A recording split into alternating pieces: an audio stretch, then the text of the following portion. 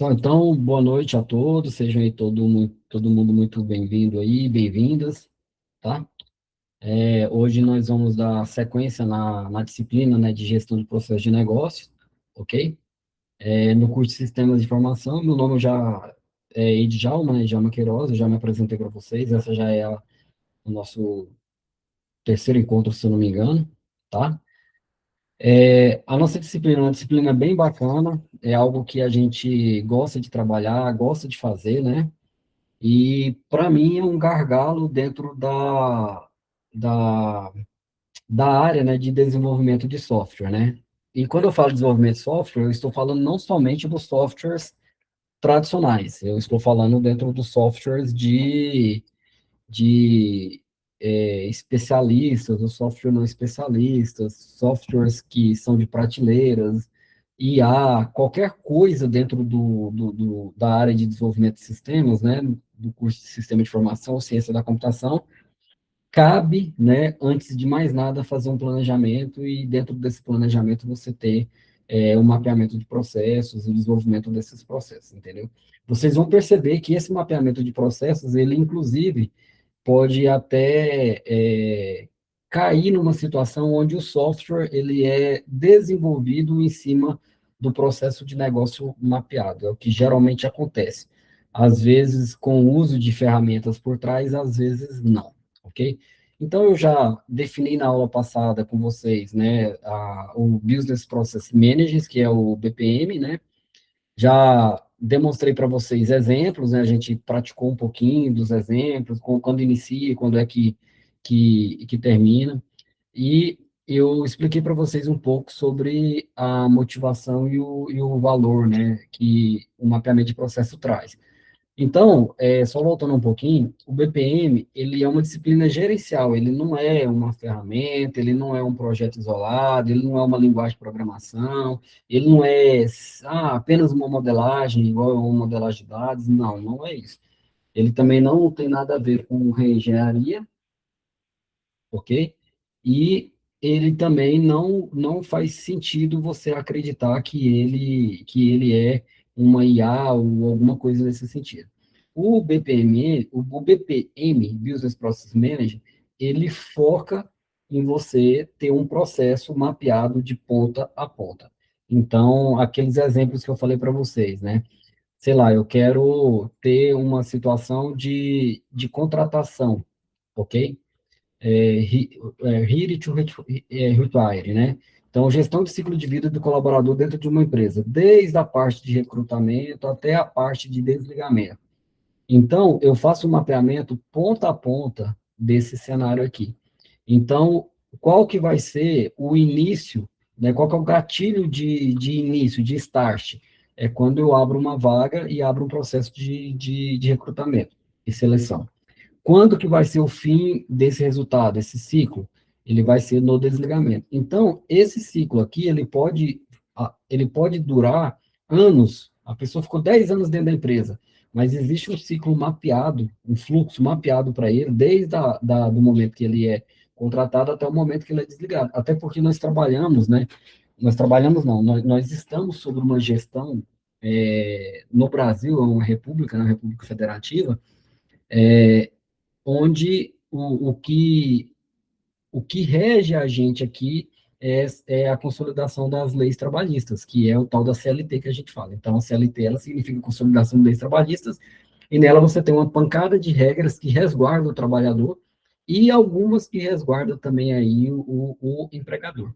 Entendeu? Então, assim, quando eu falo para vocês que eu estou mapeando um processo, não necessariamente tem que ser um processo simples, não necessariamente tem que ser um processo rápido, não, pode ser um processo que dura igual o recrutamento e seleção, que dura anos. Às vezes ele fica parado no status lá de contratado, e ele fica ali 20 anos contratado. E aí depois ele vai para o status de desligado. E aí eu preciso ter dentro da minha empresa esse fluxo mapeado. Porque se eu não tenho esse fluxo mapeado, qual que vai ser o problema maior? O problema maior vai ser que dentro de uma empresa, dentro de um negócio, essas situações de sistema, de software, de negócio em si, elas atravessam áreas. Então, ela não tem uma fronteira bem estabelecida se você não fizer um mapeamento. O mapeamento ele serve para poder estabelecer essas fronteiras, ok? E ele serve também como um canal de comunicação de onde inicia uma responsabilidade e aonde termina essa responsabilidade, entendeu? Então, no momento em que eu estou recrutando, eu estou no departamento de RH. O momento que ele está trabalhando, desempenhando as tarefas, sendo analisado o seu desempenho, batendo ponto, etc., ele está dentro de outras áreas dentro da empresa. No momento do desligamento, ele também está dentro da área de recursos humanos, ok? Mas eu preciso ter uma ligação entre esses departamentos, porque senão eu não consigo fazer gestão. Se eu não consigo fazer gestão, eu não consigo mensurar se está bom, se está ruim. E aí, como é que eu vou saber se está bom, se está ruim? Como é que eu vou saber se tem entrega de resultado? Eu não sei se está bom, se está ruim, eu não tenho parâmetros. Entendeu? Então, assim, eu preciso que esses processos estejam mapeados, porque na medida que esses processos estiverem mapeados, eu sei exatamente onde inicia uma responsabilidade e onde finaliza essa responsabilidade. Então, os processos de ponta a ponta que são mapeados, que a gente chama de end-to-end, ou seja, de fim a fim, eles entregam valor porque eles externalizam, entendeu? Como que é o trabalho, eles deixam a informação transparente, ele deixa a informação aberta a quem quiser, obviamente, o que eu estou falando é dentro da própria empresa, não precisa estar 100% público, mas entre os funcionários, entre as áreas, entre os setores, essa informação ela está democratizada, entendeu? Então, o resultado final disso daqui, ele não é um resultado final para um cliente, ele não é um resultado final para a organização, entendeu? Ele é um resultado final de cada tarefinha. E cada tarefinha dessa, o resultado final dela, vai fazer parte do todo. E o todo é onde é que a gente tem a entrega de valor. Você já pensou se eu não tenho um processo mapeado desde a contratação até o desligamento do funcionário? E aí, vai desligar o funcionário, não tem dinheiro no caixa para poder fazer o acerto. Vai desligar o funcionário e o funcionário está no meio de uma licença paternidade. Vai desligar o funcionário e essa pessoa está grávida. Vai desligar o funcionário, essa pessoa está de licença médica. Vai desligar o funcionário e essa pessoa está de férias. Ou digo mais, vai desligar o funcionário e esse cara está no meio de um projeto assim que é importantíssimo para a empresa, entendeu? Então, assim, as coisas têm que estar mapeadas, as coisas têm que funcionar. E quando isso daqui não é feito, você tem alguns problemas, né? Eu já até citei alguns aí dentro do nosso contexto de aula aí. Um problema maior que nós temos é o alto custo com retrabalho. O retrabalho, o que que ele vai estar envolvendo? Ele vai estar envolvendo eu refazer alguma coisa que deveria ter sido feito de outra forma. Então, eu tenho que desfazer uma coisa e reconstruir. Eu tenho tempo, né, ali, e eu perdi, e esse tempo que eu perdi, agora eu estou atrasando o projeto, isso novamente vai levar a um alto custo daquele projeto e etc. Entendeu? Então, assim, a falta disso daqui dentro de uma empresa, ela é grave. Do ponto de vista do negócio, a falta de um mapeamento ponta a ponta você tem um software que não conversa, uma tela não conversa necessariamente com a outra, regras de negócio que são aplicadas numa tela não são aplicadas na próxima, você tem situações que aplicou uma situação A para um perfil A e deveria aplicar também para o perfil B, mas as telas não se conversam, não estão funcionando. Então, assim, as histórias de usuário que vocês escreveram, os requisitos que vocês escreveram, eles estão de maneira isolada. E requisitos isolados, você pode ter certeza, é desenvolvimento de software que não atende à necessidade do cliente. Basicamente isso. Então, por que que eu preciso de uma forma de mapear isso? Novamente, não estou falando que eu preciso de uma ferramenta, não estou falando que eu preciso de um projeto isolado, de uma modelagem, de uma reengenharia, de uma linguagem de programação, não estou falando isso. Eu estou falando que eu preciso, entendeu? Ter uma disciplina gerencial que eu possa integrar estratégias e objetivos de uma organização, que eu vou fazer com que esses setores um conversem com o outro. Então, ele vai estar focado sempre na entrega do produto, na entrega de valor, entendeu? Entrega de valor, para quem não sabe, é o que aquilo dali agrega no dia a dia e agrega na empresa, entendeu? Por exemplo, o que que um jogador de futebol atacante entrega de valor? A quantidade de gols que ele faz. O que que um cara no meio-campo entrega de valor? A quantidade de passes e desarmes que ele dá, a quantidade de assistências que ele dá para o atacante. O que que um zagueiro, né, entrega de valor? A quantidade de desarmes, a quantidade de resolução, de tomada de decisão ali muito rápida e etc. Uma defesa menos vazada. Estou falando de futebol. Mas se eu for falar para vocês, então, de empresa, a empresa, ela, o valor dela, no final das contas, é lucro, entendeu? Então, você tem o valor como sendo dinheiro de lucro, o valor, uma empresa 100% transparente e aplicando todos os compliances, né? Compliances são as regras, né, que essa organização tem com as pessoas, com a comunidade, com o meio ambiente, etc. É uma empresa que preza pela qualidade de vida dos funcionários, ali é um lugar bom para poder trabalhar, né? Então, tem até aqueles prêmios, né? Great to Work, né? Um local bom de trabalhar. As empresas, elas estão ali dentro, entendeu? Então, a empresa, o valor dela, entendeu? Ela está nisso tudo que eu falei. Não é só apenas o lucro. É claro que o lucro vai ter um peso maior, porque se não tiver lucro, nada dessas outras situações para a empresa, para uma pessoa jurídica, importa, ok? Então, assim, eu preciso que eu tenha visibilidade, então eu preciso mapear e entender tudo que está acontecendo, tenho que mapear e entender tudo que o software vai fazer, eu tenho que mapear e entender todas as áreas e todas as regras de negócio que estão, né, passando ali, que são necessárias, ok? Eu preciso identificar gargalos, eu preciso identificar coisas que estão ali desperdiçando recursos, desperdiçando tempo, energia e tudo mais, ok?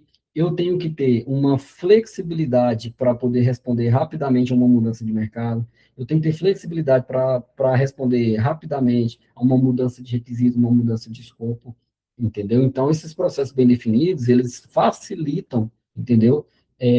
As situações de adaptações, isso facilita as situações de alterações, porque você pode ter, no final de um mapeamento de processo, uma matriz de rastreabilidade. Entendeu? O que que é uma matriz de rastreabilidade que está prevista, né, lá no guia de gestão de projeto? Uma matriz onde, se eu alterar essa regra de negócio, implica nessa tela, nessa tela, nessa tela, nessa tela e vai implicar nesse fluxo. Então, você consegue ter uma visibilidade, olha, se eu alterar isso daqui, eu vou alterar isso, isso, o impacto é isso, de 2 semanas, 3 semanas, para a gente ajustar isso tanto no sistema mobile quanto no sistema de vendas, web, por exemplo. Entendeu? Então, isso daqui, eu preciso ser ágil nessa resposta. Esse tempo de resposta tem que ser bom, entendeu? E uma coisa que não pode faltar nos dias de hoje é a parte de governança e compliance. Eu tenho que garantir que o meu software, tudo, ou o meu processo de negócio está sendo mapeado. Aqui eu levo muito de mapeamento do processo de negócio na visão de software, porque no final é o que nós do curso de sistema de informação fazemos com isso, mas pode ser apenas um mapeamento diário, um mapeamento de processo, mapeamento de como essas pessoas vão trabalhar, como essas pessoas vão responder, um plano operacional, alguma coisa nesse sentido. E todas essas coisas eu tenho que garantir que sigam normas, padrões de qualidade, padrões de segurança, padrões financeiros, tipo a SOX, entendeu? Essa SOX aqui é a Sarbanes-Oxley, que é uma diretriz financeira por conta da quebra da Bolsa de Valores de 1929.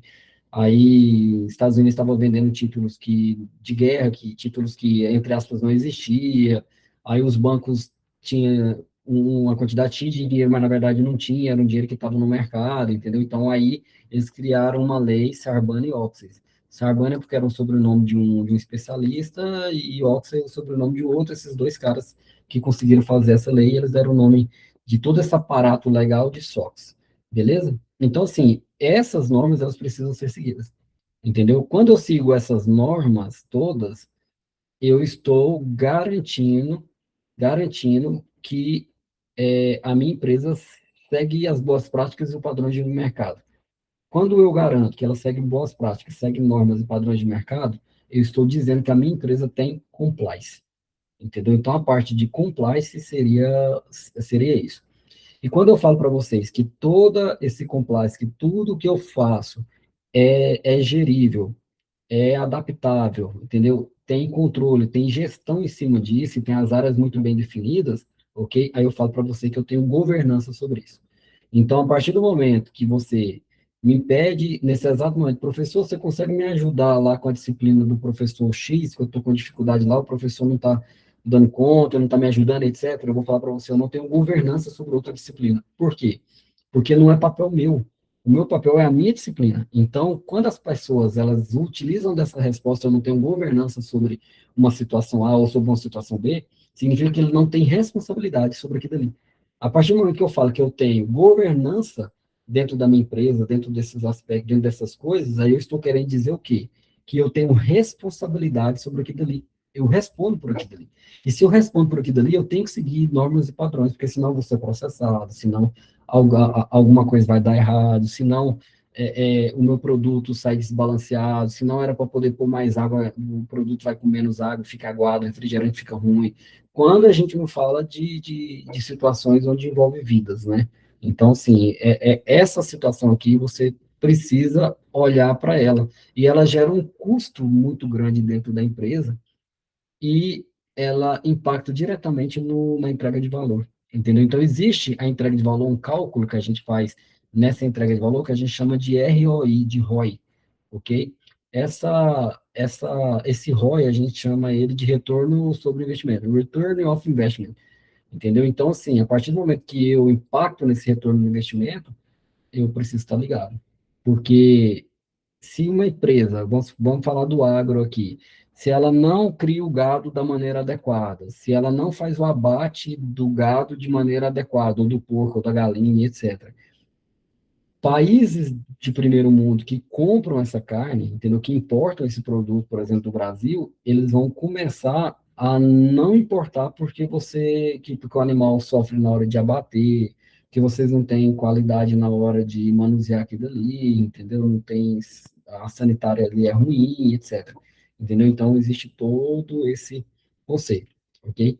Então, se eu quero digitalizar os meus processos dentro da minha empresa, ou seja, sair do processo manual, sair da ordem de serviço no papel, sair do sisteminha, sair do meu agendamento via agenda do Google, do Teams e etc. Eu quero ir de uma maneira profissional, ou seja, fazer uma transformação digital dentro da empresa, necessariamente eu tenho que ter um mapeamento de processo, ok? Então, é basicamente isso. E aí, como que se deu esse histórico e essa evolução? Só para vocês entenderem. Caso tenham dúvidas, vocês podem também estar perguntando aí, pode perguntar no chat, pode abrir o microfone, fica à vontade.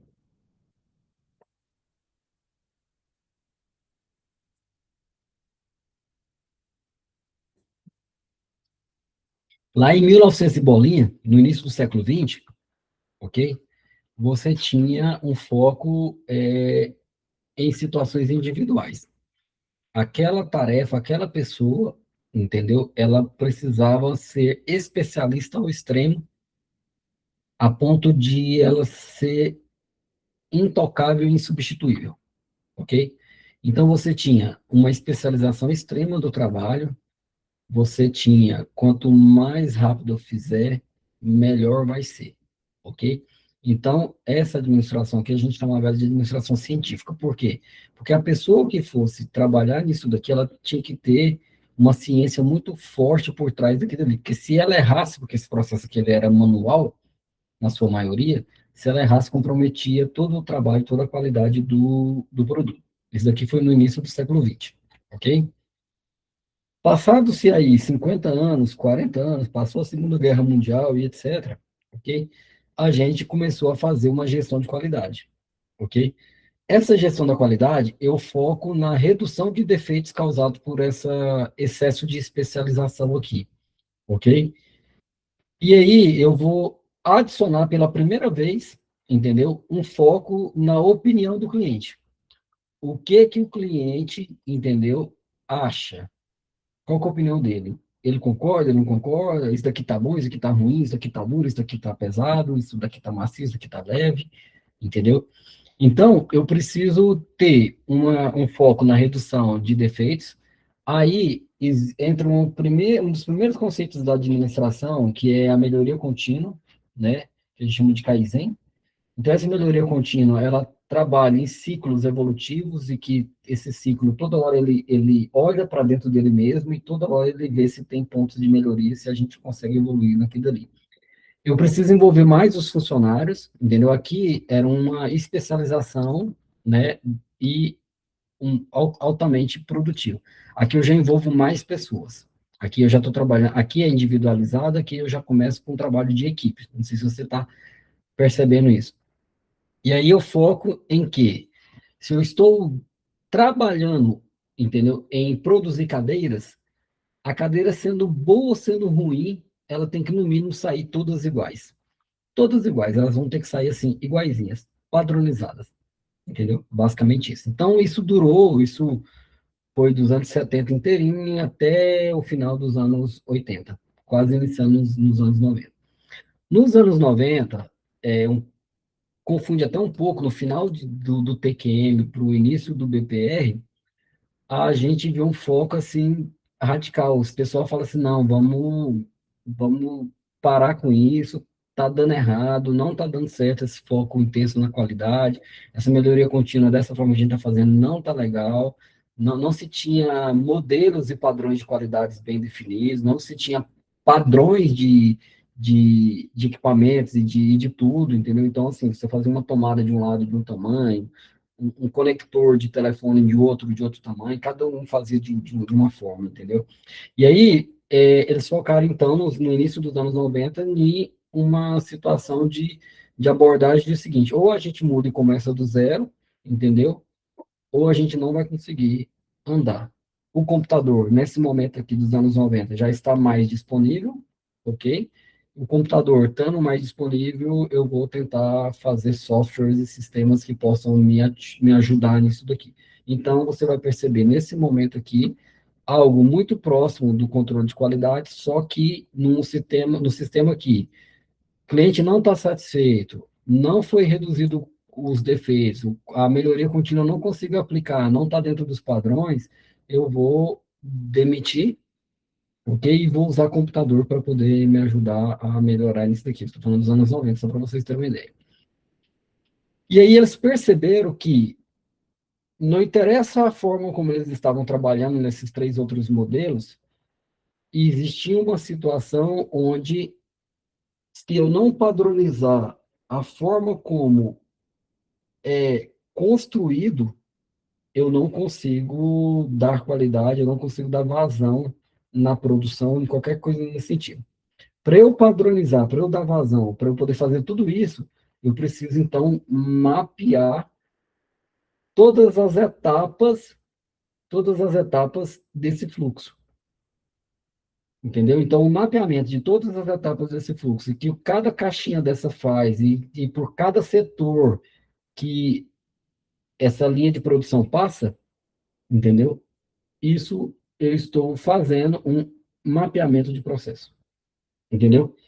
Aí eu estou fazendo um mapeamento de processo de negócio, um mapeamento e gestão de processo, por isso o nome BPM. Então foi aí que criou-se o tal do BPM.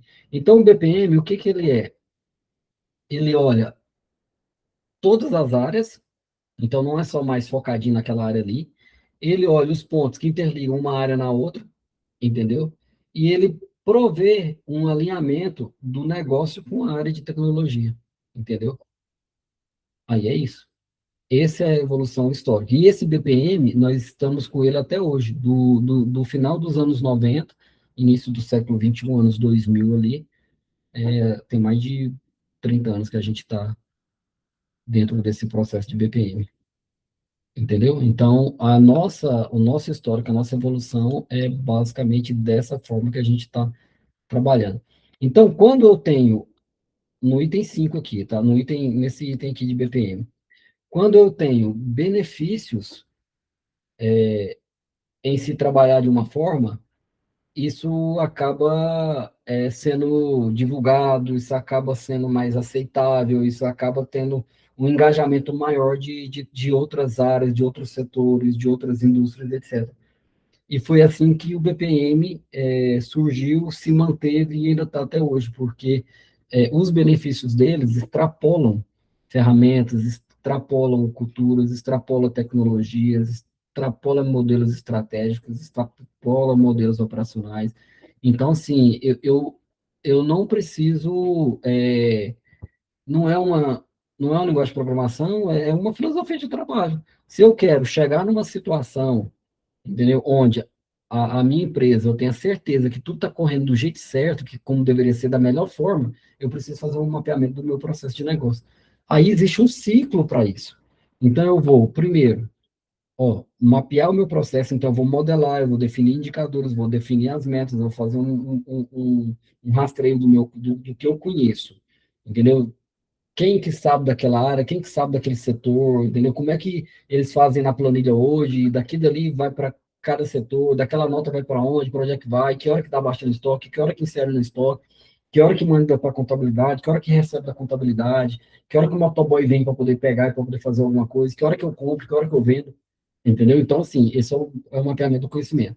Uma vez que eu mapeei tudo isso daqui, então eu tenho uma visão de como a empresa funciona hoje. Entendeu? Hoje, no Mapig, funciona desse jeito. A empresa está rodando desse jeito. Beleza, rodando desse jeito está dando um lucro aí de 1 milhão por ano. Entendeu? O dono está satisfeito? Não, não está satisfeito. Ele quer mais. Porque é empresário. Empresário quer dinheiro, quer ficar rico. E aí, eles propõem, então, em cima desse processo que já está mapeado, eu vou remapear esse cara, melhorando, entendeu? E otimizando fluxos. Mudando o fluxo que talvez não esteja legal, eu vou propor outras soluções, vou propor outros modelos, etc. Uma vez que eu faço uma análise disso daqui, eu vou desenhar esse fluxo que estava mapeado aqui de uma outra forma, entendeu? Que é essa modelagem técnica. Então, na modelagem técnica, eu redesenho esse cara com as alterações do que foram definidas aqui no redesenho de processos, ou seja, no remapeamento de processos, e aí eu tenho que, nessa fase da modelagem técnica, eu tenho que focar em como eu poderia executar esse redesenho aqui, qual o impacto que vai acontecer, e etc, entendeu? Depois eu faço a implementação, ou seja, eu começo a inserir isso dentro do contexto ali da empresa, da fábrica e etc. Depois eu implanto isso na fábrica, eu começo a valer, começo a estar trabalhando, começo a estar rodando, reavalio esse ciclo, remapeio o processo, redesenho o processo, eu vou ficar nesse ciclo aqui eternamente, entendeu? Então, eu tenho clareza de todo mundo que está aqui dentro, de quem que é responsável pelo quê, a pessoa do RH é responsável por isso, a pessoa do financeiro é responsável por aquilo outro, a pessoa do estoque faz aquilo ali, a outra faz isso a gente chama de matriz RACE, né, que é uma matriz de responsabilidades e papéis, entendeu? Eu melhoro as comunicações entre essas áreas, essas áreas que estão num determinado momento isoladas, trabalhando ali dentro do casulo, etc., a gente chama de silo. Então, ela está isolada. Então, a partir do momento que eu quebro esse silo, que eu melhoro a comunicação, então, isso traz benefícios para a empresa. Então, é, esses benefícios aqui do BPM são descritos em 4 pilares. O pilar estratégico, o pilar operacional, o pilar tecnológico e o pilar cultural. O principal do estratégico, entendeu, é o alinhamento dos processos de negócio com a visão da empresa. Ou seja, o presidente da empresa, ele está sabendo tudo, ele está sabendo que o que ele está pedindo é o que está sendo tracionado. Operacional, eu vou reduzir drasticamente os custos e desperdício de recursos da minha empresa, porque eu vou prever os retrabalhos e etc.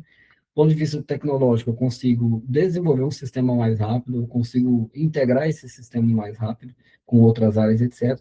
E do ponto de vista cultural, eu consigo fazer com que várias áreas dentro da empresa, que é isolada, comecem a trabalhar em conjunto, e eu sei responsabilizar cada um. Eu sei exatamente quem que é o responsável por cada etapa. Então, basicamente, esse é o processo de negócio, esse é o mapeamento, esse é o benefício, esse slide aqui é o principal slide nosso na aula de hoje, ok? Vou ficar por aqui, porque eu já estou falando demais, é muito conteúdo, ok? Se vocês, vou abrir agora para dúvidas, vocês possam aí mandar as dúvidas da forma como vocês quiserem, ok? Eu vou responder elas, e aí a gente parte para o encerramento. Aí, para isso, eu vou suspender aqui a gravação para que a gente possa ficar aí à vontade nas dúvidas, abrir o áudio, etc. Ok? Muito obrigado, pessoal.